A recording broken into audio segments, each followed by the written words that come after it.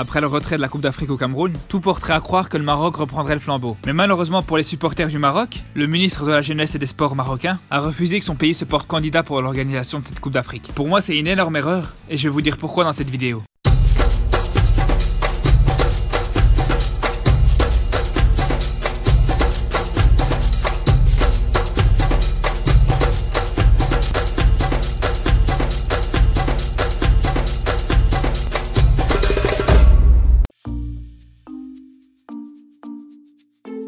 Déjà, il faut savoir qu'aucun autre pays africain que le Maroc avait plus de chances d'organiser cette Coupe d'Afrique. Et je suis pas du tout chauvin. D'ailleurs, ceux qui suivent régulièrement mes vidéos ont pu voir qu'à de nombreuses reprises, je ne me privais pas de critiquer le Maroc. Et d'ailleurs, juste dans cette vidéo, vous inquiétez pas, je veux pas être tendre envers les hautes instances du football marocain. Mais avant, il faut remettre les choses dans son contexte. Et il faut savoir que le fait que le Maroc soit le pays qui est le plus à même à organiser une Coupe d'Afrique dans un contexte d'urgence comme celui-là, c'est juste une réalité. De toute façon, tu vas partout en Afrique, tu te rends compte que le Maroc est connu pour ses infrastructures qui sont les plus développées du continent. Et ça, personne pourra le nier. La preuve, c'est que souvent quand des matchs sont délocalisés, la plupart du temps c'est au Maroc que le match va se jouer. Et un autre argument qui prouve que le Maroc est l'un des seuls pays qui peut organiser une Coupe d'Afrique comme ça en urgence, c'est que la seule CAN que le Maroc a organisée, c'était aussi dans un contexte de ce genre. La Zambie s'est fait retirer sa candidature pour organiser la compétition, et au final c'est le Maroc qui l'a organisée, et tout s'est très bien passé. Donc tout ça pour dire que le fait qu'on n'organise pas cette Coupe d'Afrique 2019, c'est pas vraiment ça qui me dérange. Ce qui m'énerve vraiment, c'est que les raisons qui ont été données par le ministre des Sports, elles sont pas du tout valables. Déjà quand il dit qu'on peut pas organiser la Coupe d'Afrique en juin, parce qu'au mois d'août le Maroc organise les Jeux africains. Pour moi c'est vraiment pas du tout une excuse recevable. Pour moi il y a absolument rien qui empêche d'organiser les deux la même année. Surtout que les Jeux africains en soi, c'est vraiment pas du tout un événement sportif majeur. Vous allez voir qu'au mois d'août les stades seront complètement vides. Il y a tout le monde qui s'en fout de cette compétition. Et je suis même sûr que la plupart des gens qui regardent cette vidéo, ils étaient même pas au courant que ça existait. Et je trouve justement que le fait d'organiser ces Jeux africains 2 mois après la Coupe d'Afrique, ça aurait pu être quelque chose d'hyper intéressant. Parce que la meilleure façon d'attirer du monde, c'est une Coupe d'Afrique dans le même pays 1 mois avant. Vu qu'à chaque match de cette CAN, t'aurais pu mettre une affiche de ces Jeux africains. Et en plus, je suis sûr qu'à chaque match, les commentateurs se seraient pas privés de le rappeler. Donc voilà, je pense que ces Jeux africains posent pas du tout de problème. Ensuite, comme argument, il a aussi évoqué le manque de temps. Là aussi, cet argument, il est pas du tout valable. Je vous rappelle juste qu'en 2015, quand le Maroc a abandonné l'organisation de la Coupe d'Afrique à cause du virus Ebola, c'est la Guinée équatoriale qui a repris l'organisation de la Coupe d'Afrique. Donc avec tout le respect que j'ai pour la Guinée équatoriale, mais si eux, ils arrivent à t'organiser une Coupe d'Afrique comme ça avec quelques mois de préparation, ne venez pas me dire que le Maroc n'en est pas capable. Et surtout, le pire, c'est que le Maroc l'a déjà fait de toute façon. Comme je vous ai dit, ils l'ont fait en 88, à la place de la Zambie. Et je vous rappelle qu'à cette époque-là, le Maroc n'avait pas 1/10 de l'infrastructure qu'il a aujourd'hui. Et d'ailleurs, je tiens juste à rappeler un truc, c'est que de toute façon, cette Coupe d'Afrique, par la porte ou par la fenêtre, on devait l'organiser. Parce que les stades de Tanger, Marrakech et Agadir, je vous rappelle qu'ils ont été construits pour organiser une Coupe d'Afrique 2015. Donc il y a eu des gros investissements qui ont été faits pour ces travaux. Et venez pas me dire que c'est avec les 2 Coupes du Monde des clubs et avec le CHAN que ces investissements ont été rentabilisés. Et d'ailleurs, comme vous le savez, les Coupes du Monde 2013 et 2014, ils avaient juste pour objectif de préparer la Coupe d'Afrique 2015. Et pour finir, elle n'a pas eu lieu. Et aujourd'hui, on a une occasion en or de rentabiliser enfin tous ces travaux. Mais malheureusement, on a décidé de pas la saisir. Et je vous rappelle une chose, c'est que si on n'organise pas cette Coupe d'Afrique 2019,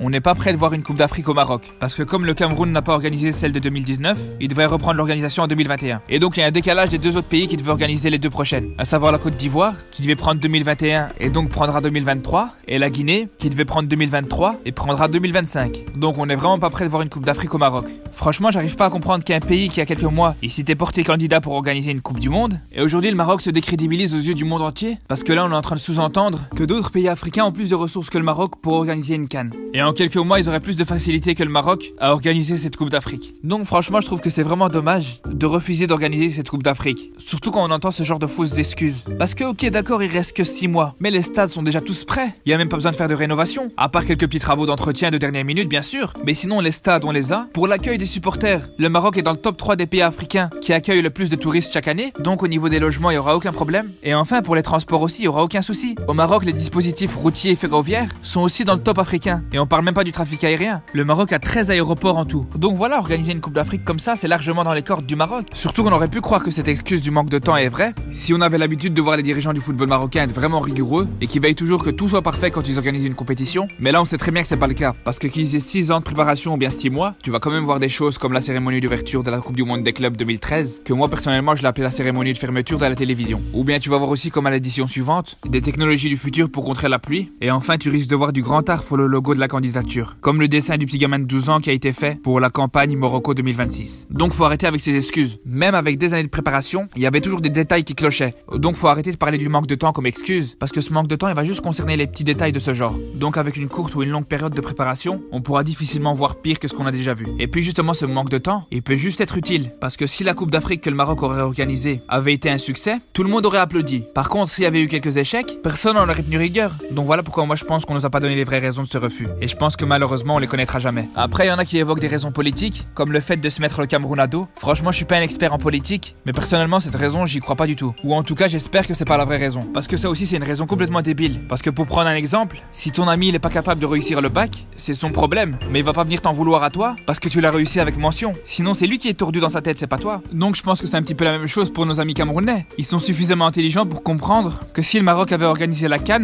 ils peuvent s'en prendre qu'à eux-mêmes. Je pense pas qu'il y avait des Marocains sur les chantiers des stades au Cameroun qui étaient en train de saboter les travaux. Donc voilà, s'il y a 6 mois du coup d'envoi de la Coupe d'Afrique, leurs stades ils sont toujours pas construits, je pense qu'à un moment donné ils doivent assumer. Voilà, merci d'avoir regardé cette vidéo. Il y a des rumeurs qui disent que le Maroc organiserait cette Coupe d'Afrique en cachette. Personnellement j'y crois pas trop, parce que comme vous savez la date limite pour déposer les candidatures a été dépassée. Donc à part avec un abandon des autres candidats, c'est impossible. Enfin voilà, on se retrouve bientôt pour une nouvelle vidéo et je compte sur vous pour vous abonner.